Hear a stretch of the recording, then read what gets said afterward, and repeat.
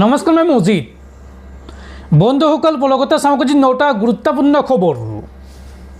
প্ৰথমটো খবৰ, বান পৰিস্থিতিৰ বুজ ল'বলৈ অসমত উপস্থিত কেন্দ্ৰীয় মন্ত্ৰী জে.পি. নাড্ডা। মঙলবাৰে সন্ধিয়াৰ ভাগত ডিব্ৰুগড়ত উপস্থিত হয় কেন্দ্ৰীয় মন্ত্ৰী জে.পি. নাড্ডা আৰু আজি শিৱসাগৰ চৰাইদেউলৈ যাব জে.পি. নাড্ডা। লগতে বিহুবৰ আৰু নেপালী খুঁটিলৈ যোৱাৰ সম্ভাৱনা। বান বিধ্বস্ত লোকৰ সৈতে বাৰ্তালাপ কৰিব কেন্দ্ৰীয় মন্ত্ৰী জে.পি. নাড্ডাই। পৰৱৰ্তী খবৰ, দ্বিখণ্ডিত হ'ব চুবুৰীয়া ৰাষ্ট্ৰ পাকিস্তান। পাকিস্তানৰ পৰা স্বাধীনতা ঘোষণা বেলুচিস্তানৰ। 11 আগষ্টত স্বাধীন হ'ব বেলুচিস্তান। বিশ্বৰ সকলো বালুচক 11 আগষ্টৰ দিনটো উদযাপনৰ আহ্বান। বেলুচিস্তানক সাৰ্বভৌম ৰাষ্ট্ৰৰূপে ঘোষণা ৰিপাব্লিক অৱ বেলুচিস্তানৰ। বেলুচিস্তানৰ নিজা পতাকা আৰু নিজা মুদ্ৰা ছপোৱাৰ পৰিকল্পনা কৰিছে ৰিপাব্লিক অৱ বেলুচিস্তানে। পৰৱৰ্তী খবৰ, অসম প্ৰদেশ কংগ্ৰেছত আকৌ ওলাইছে গাদ্দাৰ। দল বিৰোধী কাৰ্যকলাপৰ অভিযোগত এইবাৰ একেলগে 24গৰাকী কংগ্ৰেছ কৰ্মীক বহিষ্কাৰ। দৰং জিলাৰ এই 24গৰাকী কংগ্ৰেছ কৰ্মীক একেলগে বহিষ্কাৰ কৰা হৈছে। সভাপতি গৌৰৱ গগৈৰ নিৰ্দেশত অসম প্ৰদেশ কংগ্ৰেছত চলিল চাফাই অভিযান। দৰ্শকসকল আৰু বহুতো গুৰুত্বপূৰ্ণ খবৰ আছে।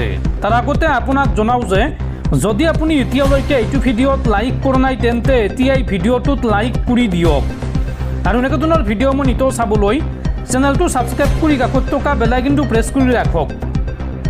পৰৱৰ্তী খবৰ, এককাল পানীত নামি শিৱসাগৰৰ বান পৰিস্থিতি পৰ্যবেক্ষণ মুখ্যমন্ত্ৰী হিমন্ত বিশ্ব শৰ্মাৰ। মঙলবাৰে শিৱসাগৰত পানীত নামি বান পৰ্যবেক্ষণ কৰিলে মুখ্যমন্ত্ৰীয়ে। লগতে বানাক্ৰান্ত ৰাইজৰ লগত কৰিলে বাৰ্তালাপ আৰু ইয়াৰ পিছতে মুখ্যমন্ত্ৰীক প্ৰশংসাৰে উপচালে বিধায়ক অখিল গগৈয়ে। অখিল গগৈয়ে এই সন্দৰ্ভত ক'লে যে পানীত জাপ মাৰি খোজ কাঢ়িব পৰা মুখ্যমন্ত্ৰী মই আগতে কেতিয়াও দেখা নাই। পৰৱৰ্তী খবৰ, মধ্যপ্ৰাচ্যৰ যুদ্ধক লৈ ডাঙৰ খবৰ। আমেৰিকাৰ আক্ৰমণ বন্ধ ৰখাৰ মাজতে ইৰাণৰ বৃহৎ একশ্যন। আমেৰিকাৰ সামৰিক ঘাটিক লক্ষ্য কৰি ভয়ংকৰ আক্ৰমণ ইৰাণৰ। আমেৰিকাই আক্ৰমণ বন্ধ ৰখাৰ মাজতে ইৰাণৰ বৃহৎ একশ্যন। এফালে ট্ৰাম্পৰ মুখত চুক্তিৰ কথা, আনফালে ইৰাণৰ সামৰিক অভিযান। আমেৰিকাৰ সামৰিক ঘাটিক লক্ষ্য কৰি এইবাৰ ভয়ংকৰ আক্ৰমণ ইৰাণৰ। 3খন ড্ৰোনেৰে ভয়ংকৰ আক্ৰমণ ইৰাণৰ। কুৱেইটস্থিত আমেৰিকাৰ সেনাৰ ঘাটিত এই আক্ৰমণ চলোৱা হৈছে আৰু ইয়াৰ পিছতে পুনৰ ইৰাণ আৰু আমেৰিকাৰ মাজত বৃদ্ধি পাইছে উত্তেজনা। পৰৱৰ্তী খবৰ, দেশৰ কোটি কোটি কৃষকলৈ ভাল খবৰ। 2031 চনলৈকে বৃদ্ধি কৰা হৈছে PM কিষাণ সন্মান নিধি আঁচনিৰ ম্যাদ আৰু অতি শীঘ্ৰেই দেশৰ কোটি কোটি কৃষকৰ বেংক একাউণ্টত সোমাব PM কিষাণৰ পৰৱৰ্তী কিস্তিৰ ধন, অৰ্থাৎ 24 নম্বৰ কিস্তিৰ ধন। কেন্দ্ৰীয় চৰকাৰে প্ৰধানমন্ত্ৰী কিষাণ সন্মান নিধি আঁচনিৰ ম্যাদ আৰু 5 বছৰৰ বাবে বৃদ্ধি কৰিছে। এই আঁচনিৰ অধীনত সৰু আৰু প্ৰান্তীয় কৃষকসকলে বছৰি 6,000 টকাৰ আৰ্থিক সাহায্য লাভ কৰে।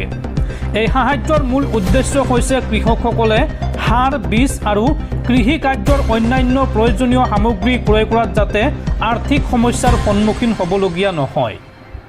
যোৱা 31 জুলাইত অনুষ্ঠিত কেন্দ্ৰীয় মন্ত্ৰীসভাৰ বৈঠকত PM কিষাণ সন্মান নিধি আঁচনিৰ ম্যাদ বৃদ্ধিৰ প্ৰস্তাৱত অনুমোদন দিয়া হয় আৰু সেই অনুসৰি আঁচনিখন 2030-31 বিত্তীয় বৰ্ষলৈকে অব্যাহত থাকিব।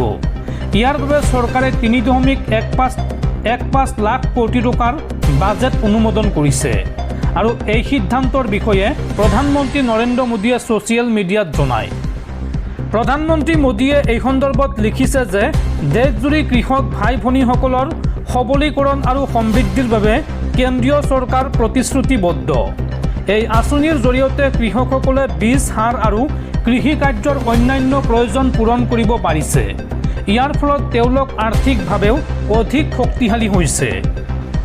উল্লেখযোগ্য যে আঁচনিখন আৰম্ভ হোৱাৰ পৰা এতিয়ালৈকে মুঠ 23টা কিস্তি প্ৰদান কৰা হৈছে। এই কিস্তিসমূহৰ জৰিয়তে কৃষকসকলৰ বেংক একাউণ্টলৈ 4.47 লাখ কোটি টকাৰো অধিক ধন পোনপটীয়াকৈ স্থানান্তৰ কৰা হৈছে। কেৱল 23 সংখ্যক কিস্তিতেই 9.49 লাখ কোটিতকৈও 9.49 কোটিতকৈও অধিক কৃষকে 18,984 কোটি টকা লাভ কৰিছে। নীতি আয়োগৰ ডেমৰ প্ৰতিবেদন অনুসৰি প্ৰায় 92% কৃষকে এই ধন কৃষিকাৰ্যত ব্যৱহাৰ কৰিছে। আনহাতে 85% কৃষকে স্বীকাৰ কৰিছে যে এই সহায়ৰ ফলত তেওঁলোকৰ আয় বৃদ্ধি পাইছে। এই আঁচনিৰ ম্যাদ 5 বছৰৰ বাবে বৃদ্ধি পোৱাৰ পিছত এতিয়া কৃষকসকল 24 সংখ্যক কিস্তিৰ অপেক্ষাত আছে। 23 সংখ্যক কিস্তি 20 জুনত মুকলি কৰা হৈছিল আৰু এতিয়া অনুমান কৰা হৈছে যে 24 সংখ্যক কিস্তিৰ ধন অক্টোবৰ মাহত দুৰ্গা পূজাৰ পূৰ্বে কৃষকসকলৰ বেংক একাউণ্টত জমা হ'ব পাৰে। অৱশ্য এই সন্দৰ্ভত কেন্দ্ৰীয় চৰকাৰে এতিয়াও কোনো আনুষ্ঠানিক তাৰিখ ঘোষণা কৰা নাই। উল্লেখযোগ্য যে পিএম কিষাণ আঁচনিৰ অধীনত বছৰত 3বাৰ অৰ্থাৎ প্ৰতি 4 মাহৰ মূৰে মূৰে মুঠ 6,000 টকা কৃষকসকলক প্ৰদান কৰা হয়। অৱশ্য দীৰ্ঘদিন ধৰি বিভিন্ন কৃষক সংগঠনে এই সাহায্যৰ পৰিমাণ বৃদ্ধি কৰাৰ দাবী জনাই আহিছে। তেওঁলোকৰ মতে বৰ্ধিত মূল্য বৃদ্ধিৰ পৰিপ্ৰেক্ষিতত বৰ্তমানৰ 6,000 টকাৰ সহায় পৰ্যাপ্ত নহয়। সেয়েহে এই সাহায্য বছৰি কমেও 10,000 টকালৈকে বৃদ্ধি কৰাৰ দাবী উত্থাপন কৰা হৈছে। পৰৱৰ্তী খবৰ, উজনি অসমৰ বন্যাত্মৰ কাষত আল্লাৰ ফৰিষ্টাৰ ৰূপত বদৰুদ্দিন আজমল। বান পীড়িতৰ বাবে আজমলৰ নিউ প্ৰজেক্ট। এইবাৰ 20 লাখ টিন পাত, 20 লাখ বাঁহ, 5 লাখ মেখেলা চাদৰ আৰু 5 লাখ ছাত্ৰ ছাত্ৰীৰ বাবে ইউনিফৰ্ম যোগান ধৰিব বদৰুদ্দিন আজমলে। বান পীড়িতৰ বাবে বদৰুদ্দিন আজমলৰ নিউ প্ৰজেক্ট। বন্যাত্মৰ ঘৰ বান্ধি দিয়াৰ বাবে যোগান ধৰিব 20 লাখ টিন পাত আৰু ইতিমধ্যে টাটাৰ সৈতে এই সন্দৰ্ভত কথা পাতিছে বদৰুদ্দিন আজমলে। লগতে যোগান ধৰিব 20 লাখ বাঁহ আৰু যুৱতী মহিলাসকলৰ বাবে 5 লাখ মেখেলা চাদৰ যোগান ধৰিব বদৰুদ্দিন আজমলে আৰু ছাত্ৰ ছাত্ৰীসকলৰ বাবে 5 লাখ ইউনিফৰ্ম যোগান ধৰিব বদৰুদ্দিন আজমলে। বন্যাত্মৰ কাষত এতিয়া আল্লাৰ ফৰিষ্টাৰ ৰূপত মৌলানা বদৰুদ্দিন আজমল। পৰৱৰ্তী খবৰ, বজাৰৰ পৰা যধে মধে মৌ ঘি খোৱাৰ পূৰ্বে সাৱধান। কোম্পানীয়ে 100% বিশুদ্ধ বুলি ক'লেও সেয়া বিশুদ্ধ নহয়। ডাবৰ ইণ্ডিয়াৰ বিৰুদ্ধে এইবাৰ কঠোৰ পদক্ষেপ গ্ৰহণ কৰিছে ভাৰতৰ খাদ্য নিৰাপত্তা নিয়ন্ত্ৰক সংস্থা FSSAI-এ। ডাবৰৰ মৌ ঘিকে ধৰি কেইবাবিধ সামগ্ৰীৰ বিক্ৰীত নিষেধাজ্ঞা জাৰি FSSAI-ৰ। দেশৰ শীৰ্ষস্থানীয় FMCG সংস্থা ডাবৰ ইণ্ডিয়াৰ বিৰুদ্ধে কঠোৰ পদক্ষেপ গ্ৰহণ কৰিছে ভাৰতৰ খাদ্য নিৰাপত্তা নিয়ন্ত্ৰক সংস্থা food safety and standards authority of India, চমুকৈ FSSAI-এ। সংস্থাৰ মৌ ঘি, নাৰিকলৰ পানীকে ধৰি কেইবাটাও প্ৰডাক্টৰ ওপৰত নিষেধাজ্ঞা জাৰি কৰিছে FSSAI-এ। FSSAI-এ ডাবৰক নিৰ্দেশ দিছে যে 100% বিশুদ্ধ, 100% প্ৰাকৃতিক, 100% জৈৱিকৰ দৰে কেইবাটাও দাবী কৰি এই খাদ্য পণ্যসমূহ বিক্ৰী কৰি আহিছিল ডাবৰে। কিন্তু এই সামগ্ৰীসমূহ 100% কোৱা ধৰণে জৈৱিক, প্ৰাকৃতিক আৰু বিশুদ্ধ নহয়। তেনে ক্ষেত্ৰত এই ধৰণৰ লেবেল কিয় ব্যৱহাৰ কৰি জনতাক বিভ্ৰান্ত কৰি অহা হৈছে, এই সন্দৰ্ভত প্ৰশ্ন কৰিছে FSSAI-এ। FSSAI-এ এই বিষয়ত ডাবৰ কোম্পানীক জবাব দিবলৈকো কৈছে। খবৰ অনুসৰি FSSAI-এ মৌ ঘি, এপল চিডাৰ, ভিনেগাৰ বা ভাৰ্জিন কোকোনাট অইল, তিলৰ তেল, নাৰিকলৰ পানী, নাৰিকলৰ গাখীৰ সহ একাধিক খাদ্য পণ্য বিক্ৰীত নিষেধাজ্ঞা জাৰি কৰিছে। নিয়ন্ত্ৰক সংস্থাৰ অভিযোগ যে ডাবৰৰ ৱেবছাইটত এই পণ্যসমূহৰ বিজ্ঞাপন এনেকৈ কৰা হৈছিল যি ফুড ছেফটি এণ্ড ষ্টেণ্ডাৰ্ডছ ৰেগুলেশ্যনৰ পৰিপন্থী। কি অনিয়ম ধৰা পৰিছে চাওঁ আহক। FSSAI-এ জনাইছে যে ডাবৰ হিমালয়ান এপল চিডাৰ ভিনেগাৰ আৰু ডাবৰ অৰ্গেনিক মৌৰ ক্ষেত্ৰত বৈধ অনুমোদন নোপোৱাকৈয়ে জৈৱিক ভাৰত লগো ব্যৱহাৰ কৰা হৈছে। ইয়াৰ উপৰি ডাবৰ অৰ্গেনিক মৌৰ ক্ষেত্ৰত বৈধ অনুমোদন অবিহনে জৈৱিক ভাৰত লগো ব্যৱহাৰ কৰা হৈছে। ইয়াৰ উপৰি ডাবৰ হোমমেড কোকোনাট মিল্কত 100% বিশুদ্ধ লেবেল লগোৱা হৈছে। এয়া যৌগিক খাদ্য পণ্যৰ ক্ষেত্ৰত অনুমোদিতই নহয়।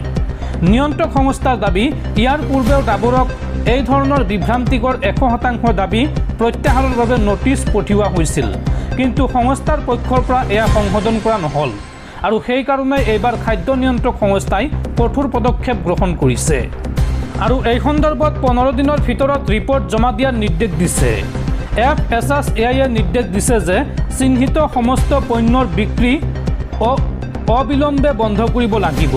কেৱল সেয়াই নহয়, একেধৰণৰ 100% দাবী লেখা অন্য কোনো খাদ্য পণ্য থাকিলেও সেইসমূহ বিক্ৰী কৰাত বাধা আছে। ইয়াৰ উপৰি 15 দিনৰ ভিতৰত এখন একশ্যন টোকেন ৰিপৰ্ট জমা দিব লাগিব ডাবৰে।